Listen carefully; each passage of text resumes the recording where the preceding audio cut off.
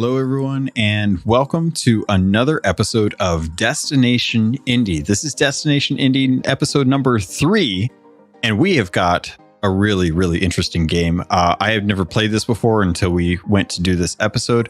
We are going to be covering What Remains of Edith Finch, and I couldn't do this alone. So, of course, I had my co-host, Kyleia, joining me this episode to help me kind of dive into this, to discuss all the things that we could think of about What Remains of Edith Finch. Kyleia, how you doing? Ahoy! I am good. Thank you for asking. Awesome. I'm glad that you're here because I don't know about you, but this game really put me in a weird mood, and yeah, it was kind of a big downer. I'm going to be honest. I thought it was going to be a scary game. It was a big downer, but I'm glad that we're getting a chance to actually talk about it, because if not for you and this show, I probably would have never actually sat down to play this game. And I'm so glad that I did. And I can't wait to dive into it with you. So that's absolutely the point of this. Right? Currently, What Remains of Edith Finch is still available on Game Pass.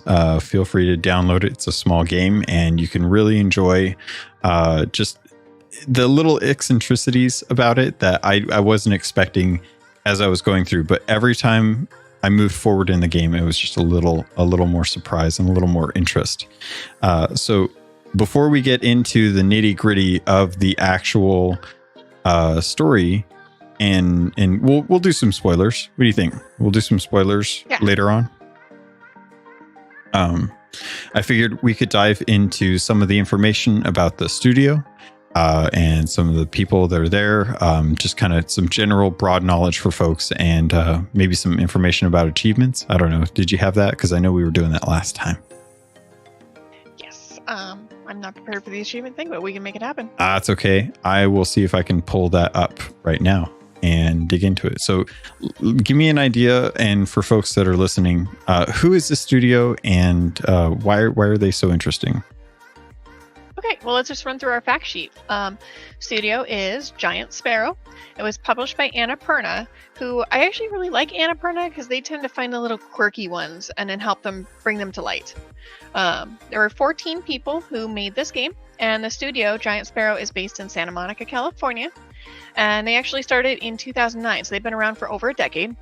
Their first game was Unfinished Swan, and we've actually mentioned that before if you're paying attention, because Ben Esposito, the guy who created and made Donut County, actually helped out on both Unfinished Swan and What Remains of Edith Finch. It's kind of cool. Mm-hmm. Wasn't expecting that, honestly. What Remains of Edith Finch did release on July 4th of 2019, so it's been out a little while, and it came to Game Pass 4 months ago. And just to warn everybody, it is a walking simulator, so if that is not your jam, I still encourage you to give this a try, but know that. Honestly, though, for being a walking simulator, it was pretty gripping. There was not really a time where I felt like I was bored because I was just walking around. And in fact, I think this game, when I first started it, seemed a lot creepier than it actually is. It's actually a really sad game, which I don't know about you, but you kind of nailed it with with indie games. They're either super technical or super story driven, and for whatever reason, indie games just like to have death in it, and I don't know why. Yes, and anybody who's had any discussion about indie games with me before has definitely heard me rant about that it's a crutch that people lean on to try and make their stories more impactful, and definitely they not only took that in this game but ran away with it. Yeah. I was doing a little bit of digging while we were talking for the achievements. The achievements for this are actually really simple. You should be able to get through all of these and not have too much trouble with it. There's 10 achievements, each at 100 points, and you get one just for finishing the game and watching the credits. So actually you get 2 for finishing the game and watching the credits. So those are the only 2 that I have. But this game was so emotional at the beginning that I really didn't want to go through it again until some time had passed. I figured I would jump down the description, since it happens to be right in front of me, and kind of give a little bit of background on What Remains of Edith Finch, if that's good with you. Yeah, have at it. Awesome. So the description says, What Remains of Edith Finch is a collection of strange tales about a family in Washington state. As Edith, you'll explore the colossal Finch house, searching for stories as she explores her family history and tries to figure out why she's the last one in her family left alive.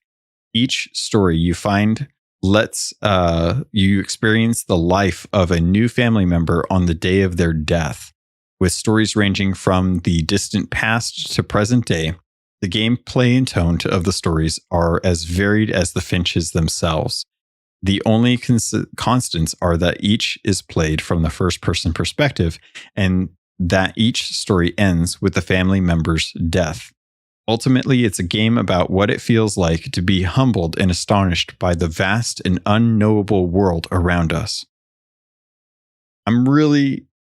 I can't say it any better than that, honestly. I think this game had so many unique story elements that came to life when playing through this that it's almost kind of hard. I feel like it's one of those games that I really had to actually sit down and think about each member of the family, and each of them has their own kind of like mini indie game built into it as you're kind of playing along. But what were some of your thoughts starting off? I'd like to actually touch a little bit more on the story. Yeah. So the Finches actually start in another country in Norway, and the great-great-grandfather Odin, he actually decides to come to the United States and bring his house. And in his travels, he hits a huge storm, and he loses not only his house, but basically part of his family. And it gets kind of ugly. And that's where the game starts its story. And it's unusual because the people who did survive and make it, they believe that they've brought the curse that the family has with them. And watching these people live their lives knowing that they're not going to live a full life is really interesting, how each of them kind of embraces that.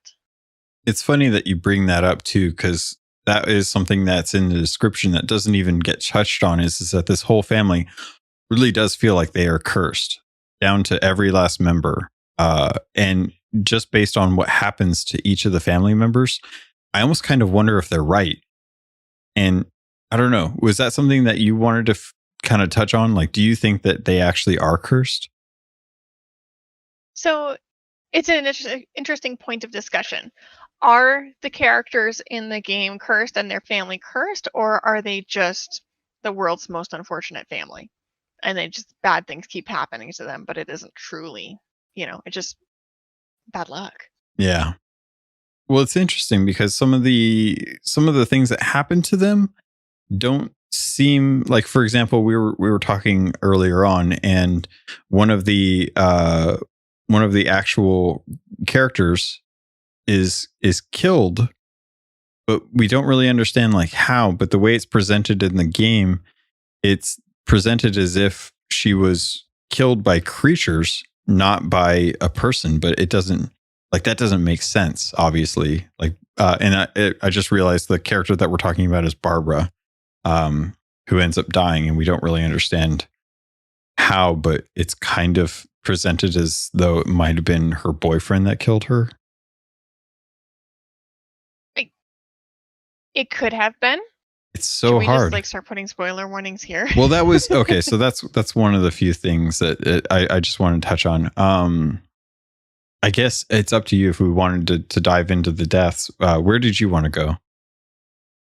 Well, I was going to say it's a hard discussion because as you play through the story of Barbara, Edith alludes to the fact that there's many different theories about how Barbara died. But the one that her grandma chose to keep around is the one that we actually experienced through the gameplay. Yeah. So we don't truly know what happens. We know she dies. But I mean, are there really like vampires and werewolves and that kind of thing that snuck up on her? So who knows? I think that's an interesting thread to kind of pull into or pull on is that the reason why Edith is going to this house is because her mother has kind of told her all of these stories are it feels like her mother at least is trying to pull her away from the nonsense that her grandmother has been telling everyone. Like you talk about her grandmother being the one that is holding on to the stories of how the Finch family members have died. And you're kind of telling these stories as you progress through the house. You find out more and more about the different characters. So it makes me wonder, if obviously these stories aren't all true, a lot of them are kind of exaggerated. It makes me wonder if the curse is not necessarily a curse, but a legacy of the family. Definitely. I think that it's kind of like that saying where there's three versions of the truth: yours, mine, and the real one. What really happened to these people? I think that, and it visits this over and over in the game. What really happened to these characters? Is it these stories that are being told by Edie, who is the grandmother, who Edith is named after, or is it something far less sinister, and it's just the way that it's happened? Yeah. I really, it's hard for me to make a decision which way, because if I choose to believe that it's just bad luck that this family is coming across, there is a lot of bad luck in that family. Mm-hmm. Which is totally. But what did they do to get cursed? What did they do to get cursed? Yeah, and that kind of makes me wonder, like, if they're not cursed, or if they are cursed, then how does I mean, the game kind of touches on that, but it's just really strange to even have that as like a weird way of coming across that situation with the family. It's like, well, what's actually happening to me? Is it really just bad luck? Because it seems too coincidental that every member of the family would die, and that every death has a really weird way of dying. It's not just like they died of a disease or they died because of a car accident, or it's every death seems very strange to me. It's definitely one of the more surprising things in the game. I mean, you're going into this knowing that people are dying, but the manner of death in each case and how you experience said death is a really interesting driving factor within the game. So, for example, there is a kid who was accident prone, and he decided to swing on the swing set. And the narrative is told as such that he wanted to fly. And so he did. He wanted to go, you can't actually 360 on a swing. He insisted on 360ing on the swing, and he wanted to fly, and he did. And that's how he died. There's a different discussion to be had of he didn't actually fly. He was swinging really fast and really hard on an area that had no fence and go straight down to the rocks in the ocean. Yeah. Yeah, it seems. Yeah, you bring a solid point. It definitely feels like a lot of these are just really bad situations that, I don't know, maybe if the parents had been watching more on a lot of these kids, that it wouldn't have been the case. Like, it wouldn't have been something that had happened. Because I mean, at this point, the boy was left alone, and had a parent been there watching, there's probably a good chance that the parent would have said, hey, don't do this, and it wouldn't have been an issue. And that happens more than once in this game too. Yeah. Brings up the one that we were talking about earlier, that there's a moment in the game, a death of a child. And when I say child, I do mean child, like a year old. That seems like it's going to be a really tough moment. Would you like to talk a little bit more about your feelings on that? Yeah. I think it's safe to say, like, at this point, we should probably sound the warning. We'll do the spoiler warning at this point. Need like a sound right here. Yeah. So yeah. Spoiler. we're gonna call it here. Spoilers. If you don't want to learn the outcomes of a lot of these and you want to experience them for yourself, I highly encourage you to jump on Game Pass, download this. It's a quick game. I mean, I'm watching a playthrough. It's an hour. It's short of 2 hours, so real easy to jump in, play through. It's like Kyleia said, it is a walking simulator. It's just a really compelling walking simulator, way more than I was anticipating. But I will say that the game is very good at holding your hand and directing you to the next area it wants you to see. So there's no worrying about like multiple paths. Did I find the right thing? Like it walks you through the whole path of the game. Yeah. Without you having to worry too much other than just experiencing it. Yeah, that I really did actually appreciate that. With the fact that you're kind of going through this maze of a house, it is really clear that there is just one linear path, and the linear path definitely circles around on itself a couple times, but you always find a unique way to get around this house, which I think the house being a character in and of itself is really amazing. And I really do appreciate just how unique of an environment this is for you to be able to play around in. So you've had plenty of time at this point. If you are still with us, then you're okay with spoilers. If you're not, I encourage you, go play the game, come back, finish up the rest of the episode. But we're going to be diving into, in no pun intended with this story, but we're going to be getting into Gregory's story, who is a 1-year-old.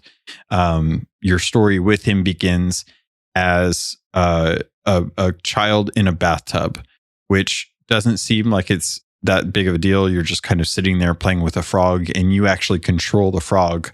And it's a really interesting story because it starts to play. I'm trying to remember the name of the song. It's like Claire de Lune in the bathtub.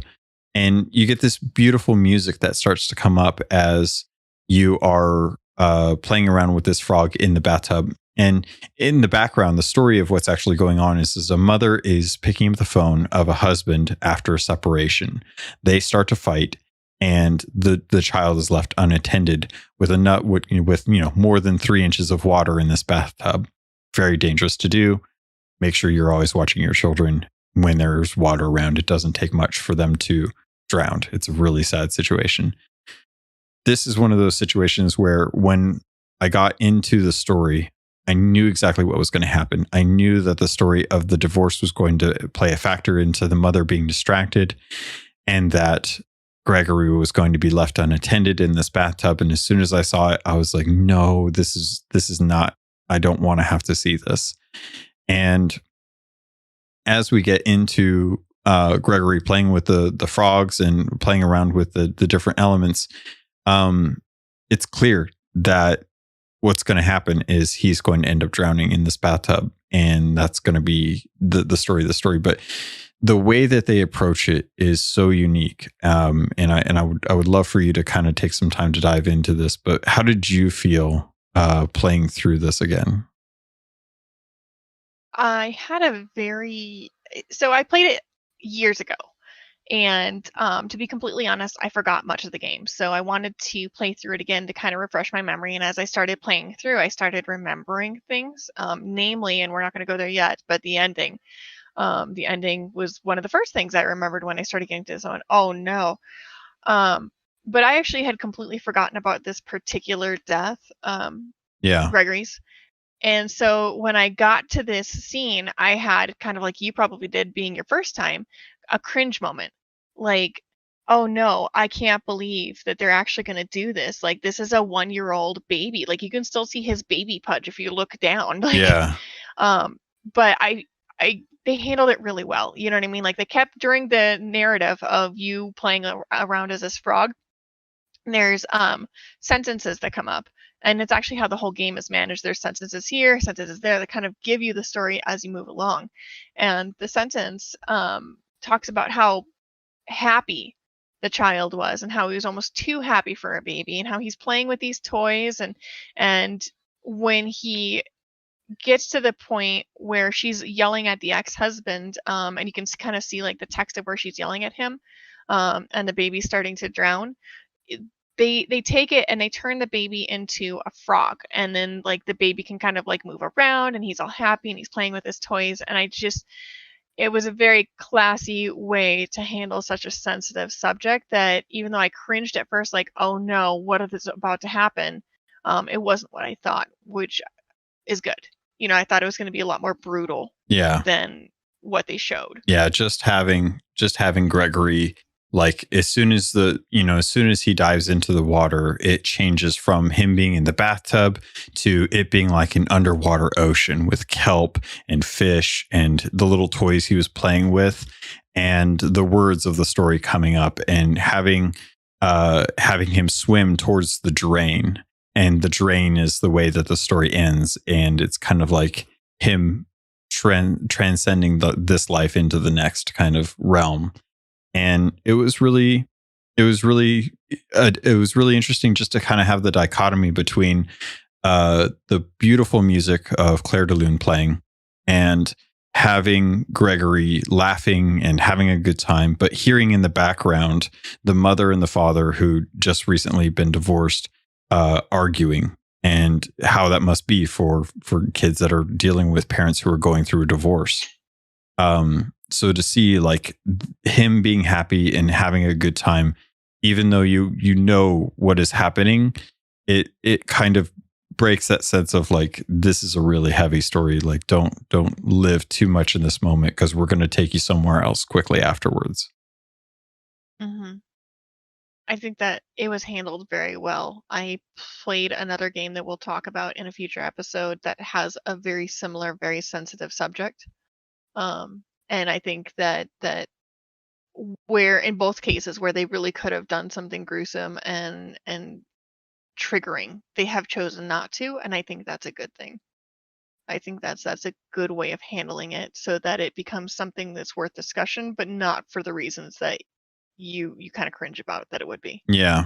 And I will say that anyone playing through this game, if it's recently after you've lost someone, maybe want to hold off on that, because even though a lot of the situations that come about with this game are unrealistic, they are very extravagant as far as like, what happens to people. Still losing someone is never an easy thing. And that I could definitely feel that going through this game, and feeling that as we were learning more and more about these different family members. You mentioned something that I know that you wanted to touch on, and is actually kind of happening right now, is as good of a game as this is, I'm having trouble remembering specifically all the different family members and how they died, and the names of each of the family members. I wanted to kind of see if you wanted to elaborate a little bit more on your feelings on how you kind of dealt with that.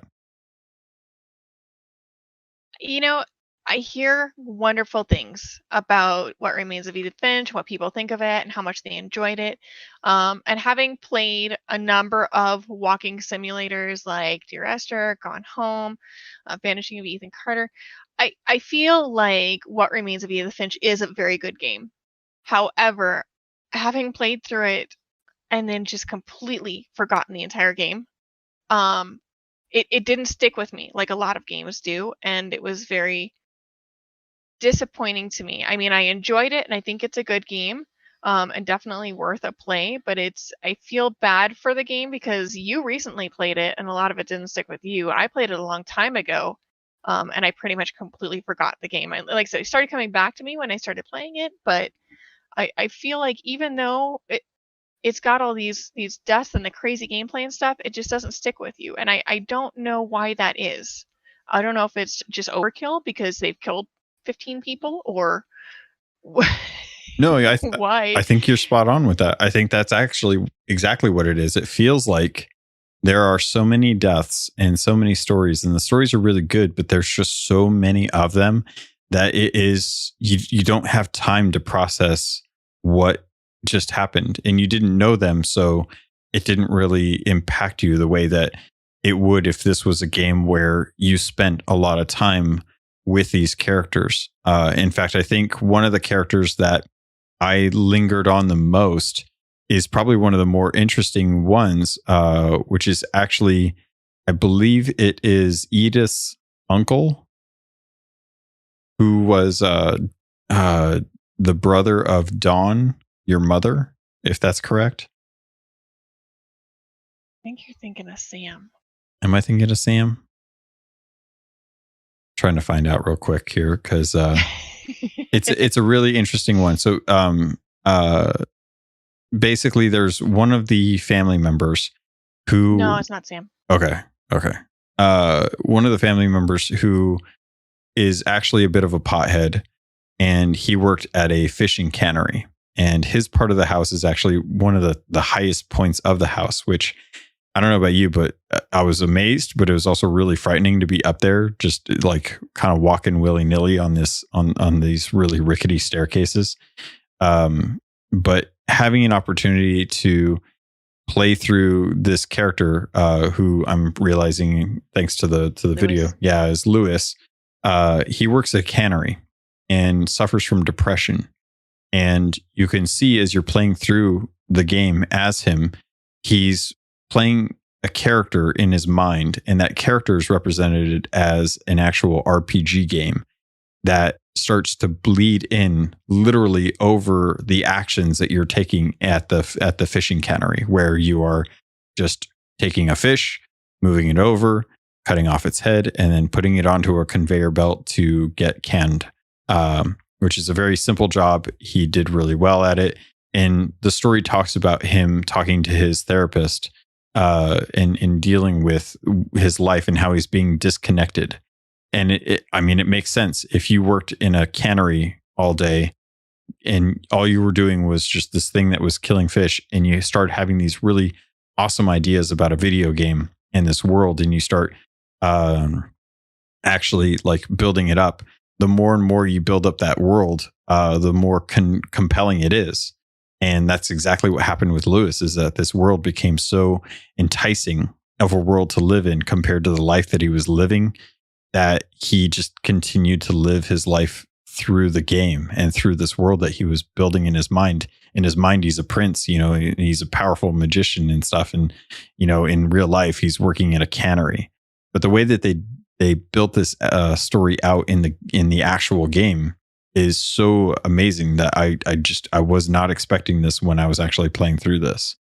But I'm curious, was this the best one for you, or did you have other ones that really touched on a better way? There are other ones that resonated more with me. However, I really enjoyed the mechanic that they did here, because you're using one stick to do his job at the cannery and cut off the fish heads and throw them onto the conveyor and everything like that. And you're using the other stick to actually move through this RPG world. And like you mentioned, as you continue through this RPG world and find like a king and drive a boat and do all this other stuff, and you're trying to kind of multitask both at the same time while you're doing it, this world starts to slowly overpower his cannery life. And by the time you get to kind of the end of that path in the RPG world, you pretty much don't even see the cannery anymore. And I've never seen anything like this in a game, and so it was definitely a really interesting, unique mechanic to try and proceed through, because it's not like you mentioned earlier where you have two different characters that you're controlling. You're actually completing two distinct and completely different actions at the same time with the two different sticks. It's kind of like rubbing your head or rubbing your tummy and patting your head at the same time. And it was a real challenge, because as I was watching the playthrough, when I was playing through it, I was like, I'm gonna make sure that every fish is taken care of while I'm moving through this world. And then the more that happened, the harder it became to actually take care of the fish, just because the RPG world, this fantasy world, was overlapping so much of the vision of the cannery that all I could see was the fish. And I just had to trust that I wasn't putting my hand in the actual cutting block where the automated blade came slamming down on top of this fish. But yeah, I actually think this was probably the most unique styles of gameplay that I've ever seen. The one that really kind of sets it aside is Barbara's story. And that's one that I thought was really beautiful that we kind of touched on earlier before we did the spoiler warning. Sorry. But she was actually a child star and had a little bit of fame in a small town that really just kind of stuck with her as she grew up. And the way that you actually play through her story was really interesting. I don't know if you wanted to jump in on that. No, actually, I'm gonna let you kind of take this one, and I'll throw my 2 cents because I'm gonna take Walter after this. Ooh, okay. All right. So yeah, I really loved Barbara's story. I think it was really, really beautiful the way that because like I'd mentioned, I thought this was going to be a scary game. So when I got to this and I got a little bit of the scariness from it, I was like, oh, okay, I get it. So Barbara, who is, has this little bit of fame thanks to a movie when she's a child, kind of goes on and she does the normal thing of, saying hi to people and going to conventions and things like that. But all of her story is retold as a panel by panel comic book. So you actually learn about her death as a result of reading through this comic. And I always wonder, was this comic made because of her death? And if so, it seems really a weird way to remember her character, her person as an actual comic. But absolutely really loved the idea of her boyfriend needing help and her father being cut and having to go to the hospital. So she's left alone with her boyfriend, but then her boyfriend disappears. And Walter is her little brother who's hiding. And as you kind of play through the pages of this comic book, you kind of uncover that, she's starting to get kind of freaked out because she doesn't really know what's going on, but her boyfriend is so keen on, her success of this scream that she had when she was a kid, that it kind of leads you to believe that he set this whole thing up to try and get her back in that fame, try and get her back into that stardom, and to still be as relevant as she was when she was a kid. So when I got done with it, it was left into question, did she die because of her boyfriend? Was her boyfriend so obsessed with her that he ended up killing her? But I don't know why he would do that. So I don't know. Maybe I'm missing something on that. I mean, they do mention that he disappeared and nobody knows what happened to him. And the only thing that was found of her was an ear, which is actually kind of gruesome. Yeah. Yeah. And it was in this music box that was made for her to help kind of act as a commemoration of her role in this Bigfoot movie, which the fact that it was a Bigfoot movie was just weird as well, too. I will say I really liked that story piece there where in the comic book, she uses the turn thing to pop open a key that was hidden inside the music box, and then thusly uses that to open the door to the basement, which in turn you will do after that. Yeah. Because you've seen that now in the comic. Yeah, they did a great job of explaining where to go or what to do in the game through the story, the narrative. Like before this, you could actually go to the music box and you could actually turn the latch that plays the music box. But, the basement door was always locked. And it wasn't until this moment that you actually go through the comic book to learn the story of Barbara and her death that you come across that key. And it was just a really amazing way to kind of uncover story elements or game mechanics through narrative that then informed the future bit of the game. I can't agree more with you about that. It's just a really amazing way to do things. I really liked how, as you progress through the game, it's to your benefit to pay attention to the story and things that are happening in the story. For example, to find that key, or you'll find interactive. It gives you hot spots that are interactive that you can click on that give you more story elements, or help flesh out kind of what path you're on at that time.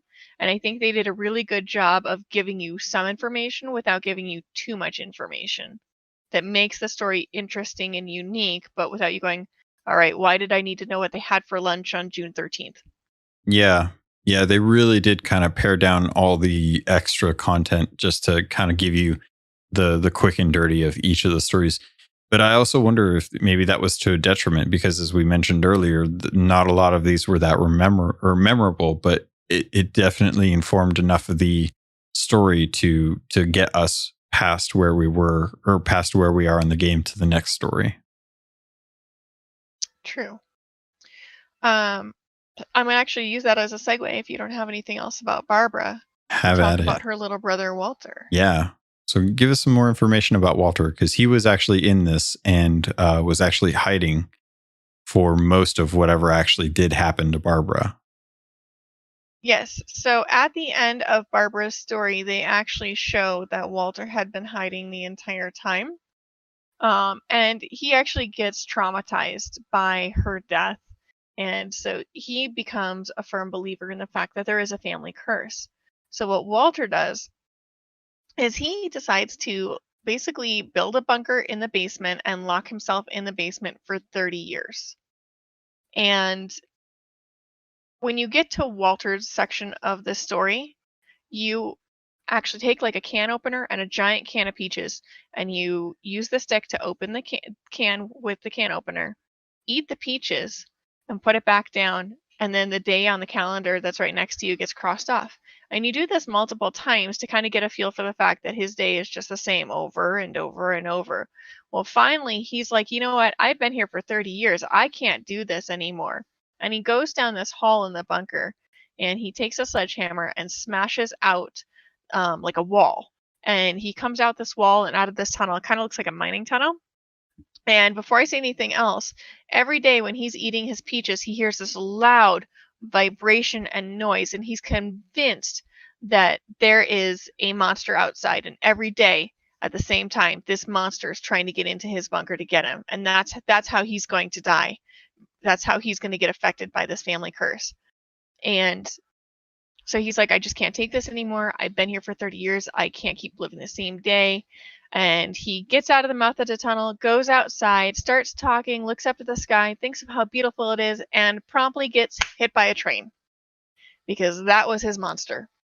Every single day, the train will pass by at the exact same time, and that's the noise and the vibration that he was hearing, was convinced was the monster. So what's kind of interesting about this is he did get killed by the one thing that he was afraid of, but it wasn't what he thought it was.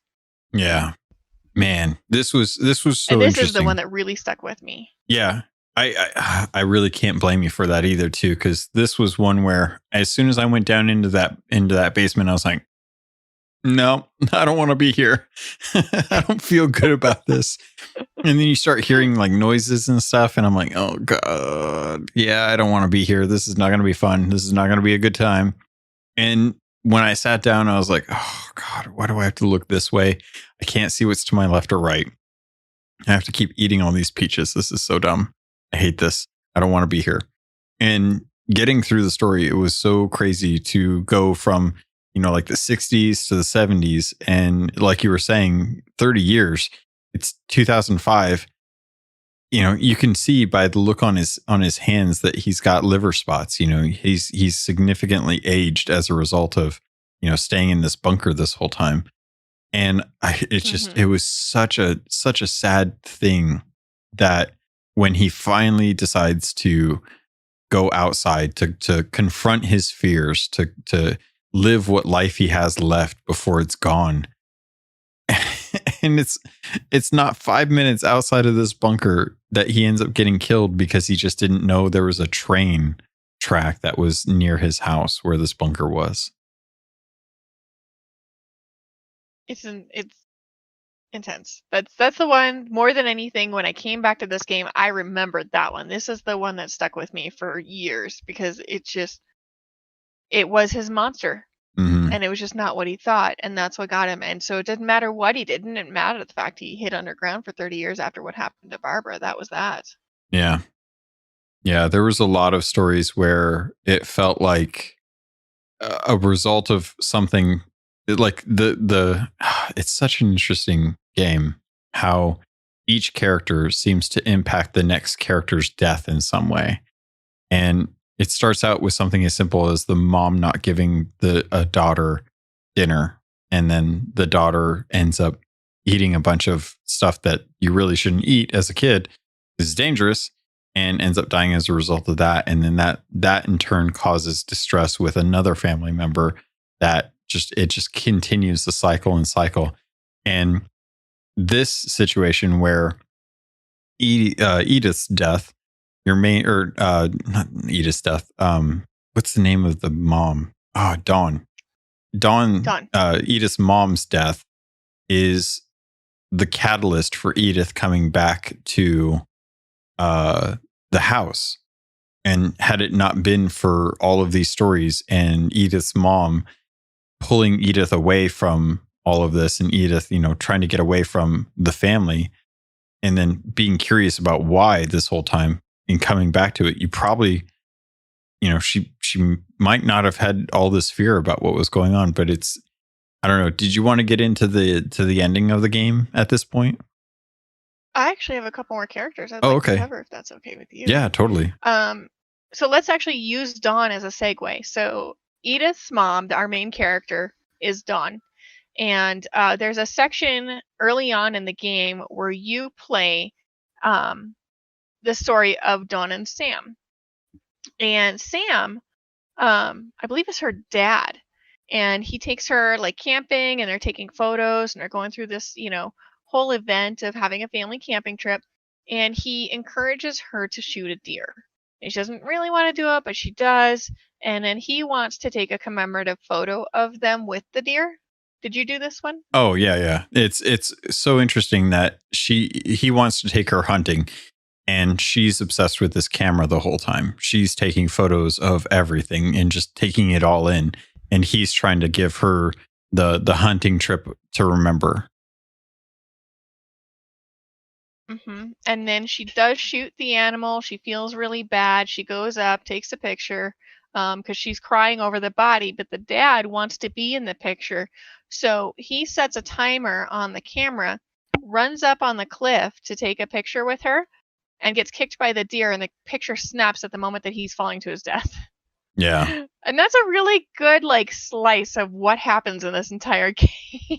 Yeah, it's crazy to see, and that was one too, halfway through this game, I'm starting to wonder, okay, how are these people going to actually die at this point? Because it's clear, the way that people are dying is very unique. And I'm just trying to understand, what is the thing that is going to cause the next character to actually die? And it was just, this was probably one of the ones where I had the hardest time kind of going through it, because I was like, what do I got to take a photo of? So that was one where I was just kind of snapping photos of everything. I was just taking pictures of everything and hoping that it was the right thing. Yeah. I will say the only other main character that we have a lot of interaction with is Molly, and I know that we had kind of interesting feelings on that, because it is the first character you play once you get into the game. So there's not a lot of precursor to that prior to really getting into your first death. Yeah. And hers was a really sad one too, because I didn't really understand going into this, what this story was about. Again, coming into this game, totally thought it was going to be a scary story. So little girl, lots of little toys, everyone's dead. I was ready to be scared, and I was glad that I wasn't scared, but I can definitely tell you I was not anticipating being a shark in the middle of the woods eating things, or a python crawling through this bar eating humans and stuff. So yeah, you kind of set it up, but yeah, Molly is one of the daughters of Edie, if I remember correctly. Help me out on that. Yes. It's tough because to figure out the family tree sometimes, because you're thrown all over these generations. Molly's diary starts in 1947, and then you'll play a character that is 10-year-old in 2005. It's sometimes you get a little lost on the relation between the characters. Yeah. So. But yes, she is the daughter of Edie. Okay. That's I was pretty sure that was how it goes, because there's a couple different tree branches that kind of go off and kind of explain like who's who and whatnot. So Molly being being a little girl when she dies, it was really kind of crazy that the reason that she is kind of going through this, and I mentioned this a little bit earlier, is she was sent to bed. She was sent to bed without dinner, and as she's kind of like sitting in her room, she's looking for stuff to eat because she's really, really hungry. So the first thing she does is she goes over to her gerbil cage and grabs one of the carrots out of there. And after that, she grabs like toothpaste and starts to eat the toothpaste. And then she goes over and grabs these little holly berries that are on some holly that's next to a window. And if you know anything about holly, holly is poisonous. So she ends up eating these berries.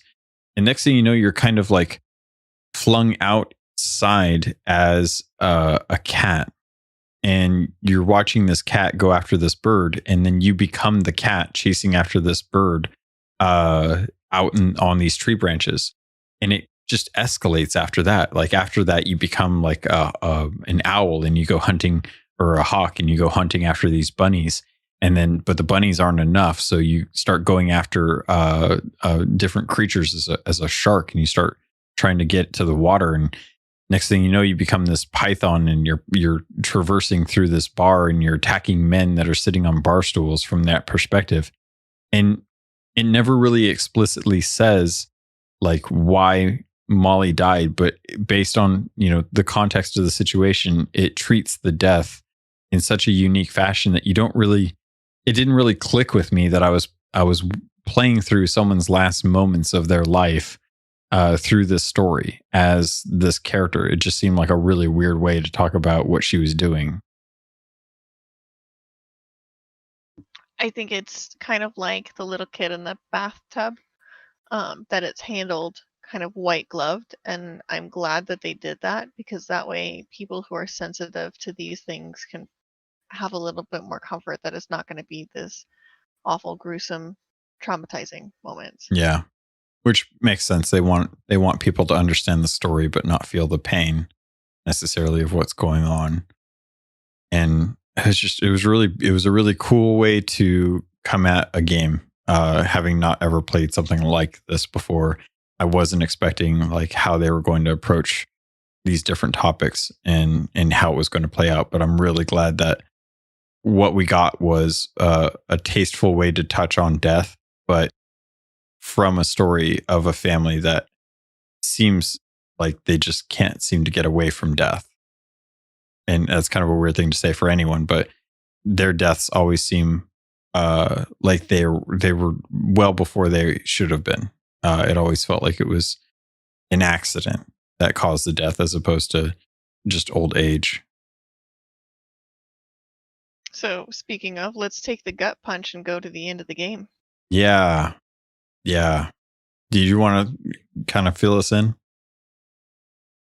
I'll touch on it a little bit. So as you're playing through all these stories of people's deaths and kind of finding out what happened to them and their interactions and who's related to who, it periodically jumps back to Edith as she's finding these people's journals and investigating what's happening with her family and kind of trying to put it all together so that she can put it in a journal, because you can actually see early on, if you look down, that her belly is swollen.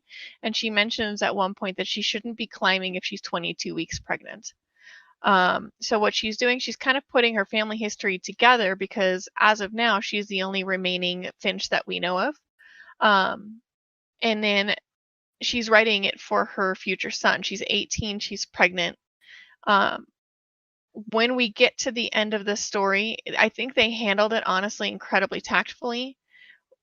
What you find out is that, and it's if you really pay attention, you would have noticed it at the very, very beginning. But at that point, you're like, oh, I'm just starting a game, In the very beginning of the game, you're opening Edith's journal. And then throughout the story, you're opening everybody else's journal. So at the end, Edith's journal is closed and set on a gravestone with some flowers. And you find out that it's her son and that she died in childbirth. Yeah, they did a really interesting way of actually doing that too, because as she's kind of explaining and this totally caught me off guard. Like when you were talking about looking down and seeing the swollen belly, I didn't notice that at all. Like it didn't even click to me that she was, I thought she was just there for the sake of trying to get the stories. So when she could have drank a lot of beer. Yeah. I deal with that all the time. It's totally plausible. But no, so yeah. When she said that she was pregnant and that she shouldn't be climbing on the trees and stuff to get around this house, then that was when I was like, oh no, you got to be kidding me. And I'll be honest, when it cut to a scene where it was clear that there was a light at the end of this tunnel and you were moving towards the light, I was like, she's going to die in childbirth. This sucks so much. I was not expecting this. It hit so hard and it really killed me that I was just like, oh, this is not how I thought this game was going to end. I genuinely thought she was going to get the stories that she wanted and that was going to be it. And it was going to move on to the end of the game. But true to the fashion of the game, or true to the game, it was clear that, everyone in the Finch family dies. And the last story that we have is the one of Edith passing on these stories to her son, who at this point is doomed because I don't know how he's going to survive life and be able to make through it all before he dies of natural causes. It brings back the same question. So if the Finch family's been cursed for over 500 years, is it bad luck or is it an actual curse? That's the big discussion, I think, in the end. And it was sad to lose Edith because you spend this time discovering her family through her, and then you find out that she doesn't make it. It's rough. Yeah. Yeah, it really is. And I think that's actually kind of a good place to kind of end things is with this question. Is it a curse or is it just bad luck? Or is bad luck a curse in and of itself? And did the Finch family just suffer from that? Were there... This episode's a total downer, I'm just saying. It was. But it's such a good game.